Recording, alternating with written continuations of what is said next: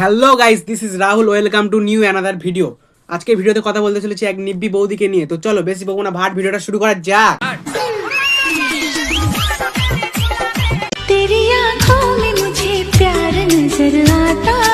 আমাদের বাড়িতে আমরা বাবার বাড়ি গিয়েছিলাম,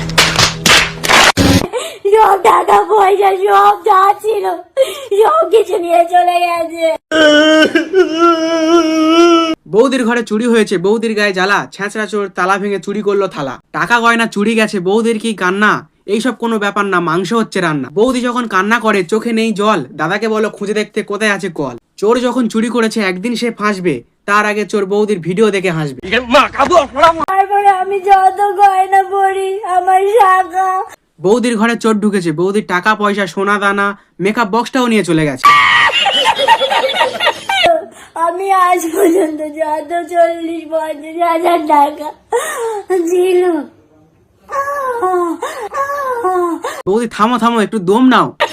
বাড়িতে বসে সিগারেট খেয়েছে, বিছানার উপর বসে সিগারেট খেয়েছে। সেটা ভাঙা চোর ভাই, সেটা ভাঙা চোর, স্যালুট। বৌদির ঘরে চুরি করেছে তো করেছে, এবং বৌদির ঘরে বসে সিগারেট খেয়ে গেছে। রান্নাঘরে যত থালা বাসন ছিল কাঁসার সব কিছু নিয়ে গেছে।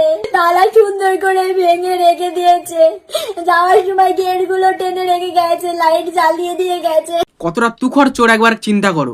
তালা ভেঙে সুন্দর করে রেখেছে, ঘরে সবকিছু চুরি করেছে, বৌদি থালা বাসনও চুরি করেছে, তারপর বৌদির ঘরে বসে সিগারেটও খেয়ে গেছে, তারপর লাইট জ্বালিয়ে দিয়ে গেট টেনে দিয়ে চোর পালিয়েছে। এই ঘটনাটা পুরো বুঝে ফেলেছি, আমি পুরো বুঝে ফেলেছি। আমি ইনভেস্টিগেট করবো বিষয়টা, আমি ইনভেস্টিগেট করবো। আচ্ছা, সিগারেট খেয়ে সিগারেটে আমার কিছু ভালো লাগছে না, বন্ধ ছিল। রান্নাঘরে যত আচ্ছা বৌদি, তুমি বারবার নিচে তাকাচ্ছ কেন? নিচে কি স্ক্রিপ্ট লেখা আছে?